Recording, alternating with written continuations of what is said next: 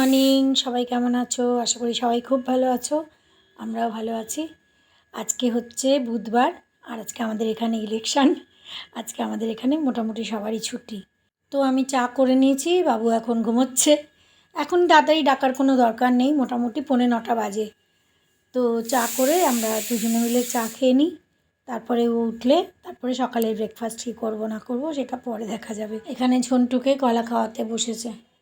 দেখো আদরে গলে যাচ্ছে, একদম কোলের মধ্যে শুয়ে একদম গলেই যাচ্ছে।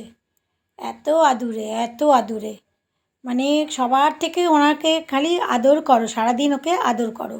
যা বলেছিলাম ঠিক তাই। বাবু উঠে বলল ভালো কিছু খাইয়ে দাও। ভালো কিছু মানে ওই ম্যাক্রোনি মানে ওই পাস্তা। তো আমার সয়া সস, চিলি সস এগুলো ফুরিয়ে গেছিলো, বলার সঙ্গে সঙ্গে অর্ডার হয়ে গেল, এসে গেছে। তো আমি সবজিগুলো কেটে নিয়েছি, এই যে ম্যাক্রোনিটা একটুখানি বয়েল করে নিয়েছি, পেঁয়াজ, টমেটো, ক্যাপসিকাম কেটে নিয়েছি। আর কিছু লাগে না, এগুলো দিলেই ওর হয়ে যায়। এত ভালো খায়, কী যে ভালো খায় আমি জানি না। তো যাই হোক, এইগুলো সবজিগুলো কেটে নিয়েছি, এবার ম্যাক্রোনি বানিয়ে দেবো। এগুলো কি মোমের মতন, কি নাম এগুলো? তোর ভালো খাবার রেডি হয়ে গেছে। এবার তুই সুইস কী যেন বললো, ভুলেই গেলাম। চিকেন সসেজ না চিকেন সুইস, যাই হোক, ওই দিয়ে খা, যা ইচ্ছা কর।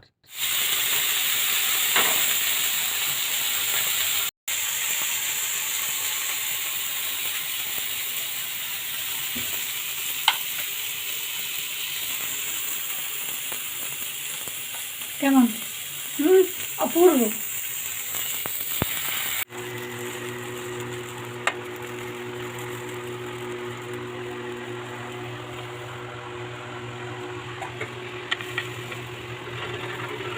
বাবু ওইগুলোই খেলো, ওই ম্যাক্রোনি আর পাস্তা আর ওই কী জানিস চিকেন সসেজ না সুইস কী সব বলে, ওই দিয়ে খেলো।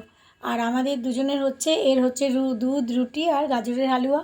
আর আমার হচ্ছে ওই যে বেসন দিয়ে যেমন বানাই, বেসন দিয়ে কাঁচা লঙ্কা দিয়ে, ওর মধ্যে একটু সুজি আছে, ধনেপাতা দিয়ে একটা বেসনের চিলা। এটা আমার খুব ভালো লাগে, মানে চায়ের সাথে আমার, বা চা বা কফির সাথে আমার দারুণ লাগে। আমি এটাই আমার জন্য বানিয়ে নিয়েছি। আজকে দারুণ ওয়েদার, আজকে আমাদের এখানে ইলেকশান। এই সকাল থেকে বাবু ঘুম থেকে উঠে বলছে, ঘুম থেকে উঠে মানে কি, উঠেছে অনেকক্ষণ। আজকে ওর অফিসটা পড়ে ইউপিতে, তো সেই জন্য আজকে দিল্লিতে ভোট, আজকে ইউপির নয়। তো সেই কিন্তু ছুটি করেছে। চশমিটার মধ্যে জল লেগেছে নাকি?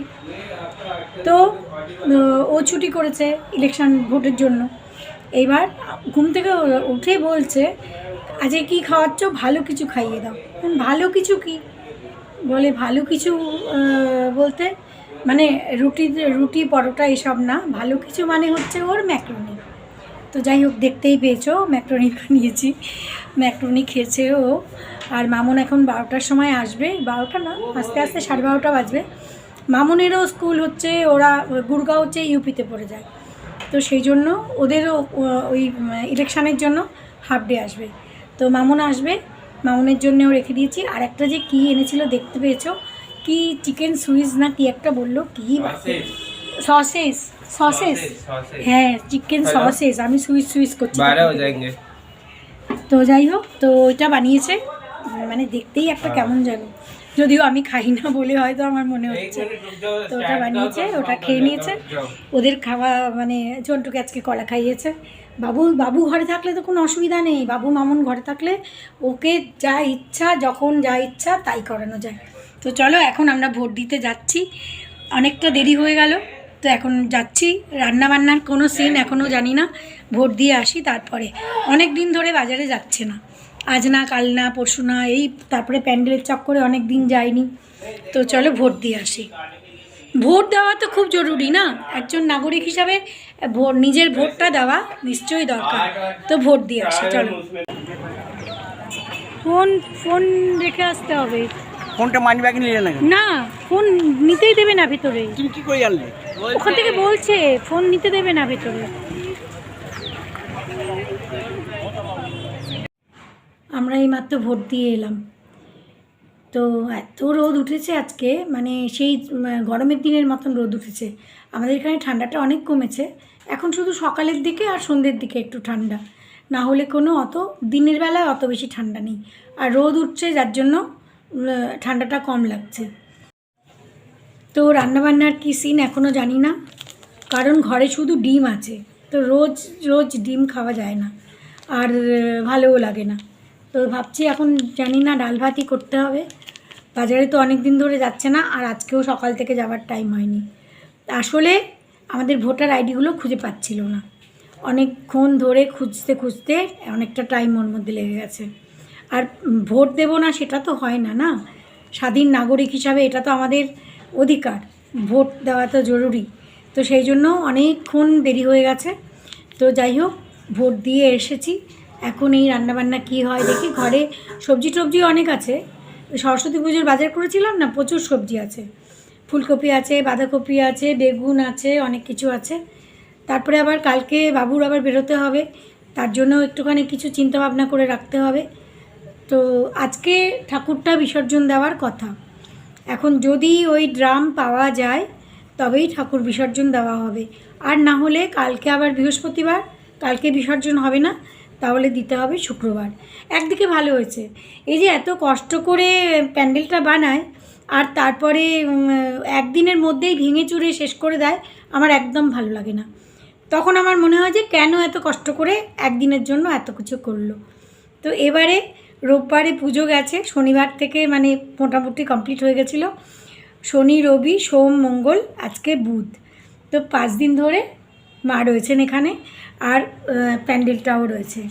তোমরা দেখতে পাচ্ছ কি না জানি না, আমি মানে ভোট দিয়ে এসে একটু চেয়ারে বসেছি আর কি, খুব একটা ভিড় ছিল না, খালিই ছিল, মানে বেশিক্ষণ লাগেও নি।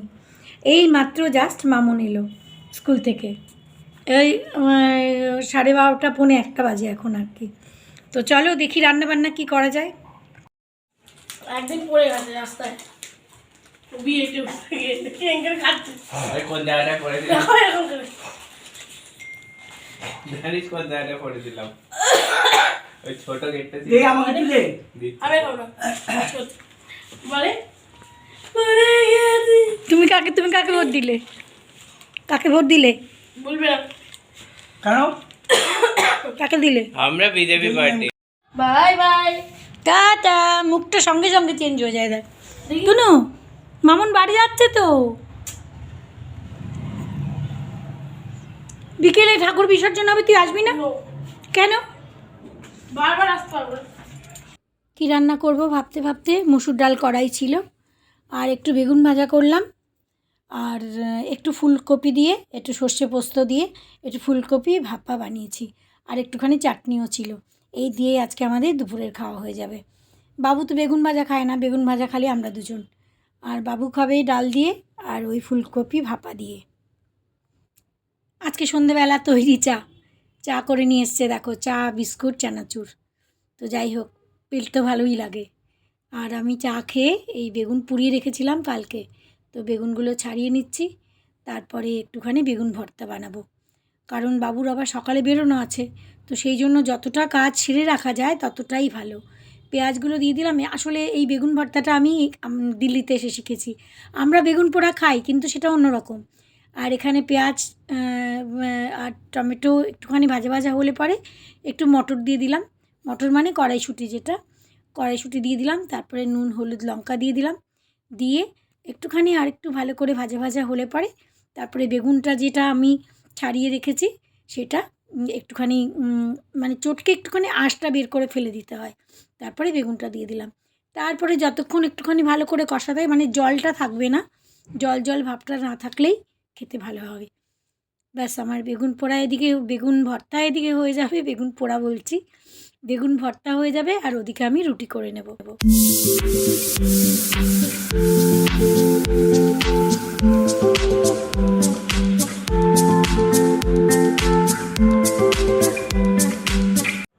আজকেও আমাদের ঠাকুর বিসর্জন হলো না মানে যে ডেকোরেটর থেকে যে ড্রাম আনতে হয়, যে বড় ড্রাম, সে ড্রাম আজকে পাওয়া যায়নি।